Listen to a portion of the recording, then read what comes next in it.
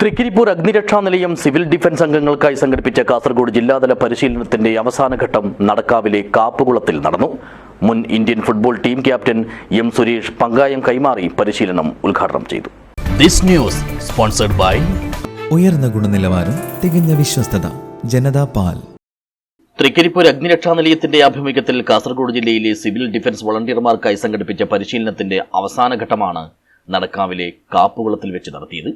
പ്രളയ ദുരന്ത രക്ഷാപ്രവർത്തനം, തയ്യാറെടുപ്പ്, ബോട്ട് തുഴച്ചിൽ, നീന്തൽ എന്നിവയ്ക്ക് മുൻഗണന നൽകിയായിരുന്നു പരിശീലനം.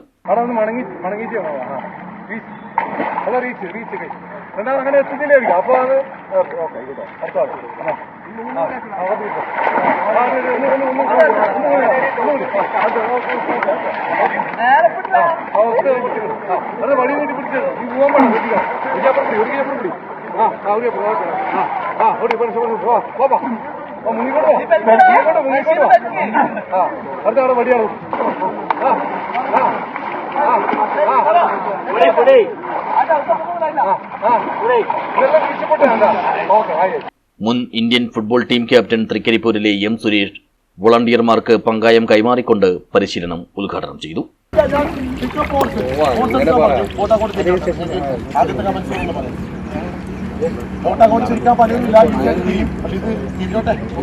Station officer K V Prabhakaran പരിപാടി വിശദീകരിച്ചു. നമുക്കറിയാം, വെള്ളപ്പൊക്കവും ജലാപാതവും കുടിയേറുന്ന സാഹചര്യത്തിൽ ഏറ്റവും വലിയൊരു കാര്യമില്ലെങ്കിൽ നമ്മൾ നടത്തുന്നത് കാസർഗോഡ് ജില്ലയിലെ കാഞ്ഞങ്ങാട്, കാസർഗോഡ്, അതുപോലെ തൃക്കരിപ്പൂർ മേഖലയിൽ നിന്നും 50ഓളം പേരാണ് ഈ ട്രെയിനിങ്ങിൽ പങ്കെടുക്കുന്നത്. നല്ല രീതിയിലുള്ള ഡെങ്കി പരിശീലനവും തുഴയത്തിൽ പരിശീലനവും ജലരക്ഷാപ്രവർത്തനങ്ങൾ നടന്നു വരുന്നത്.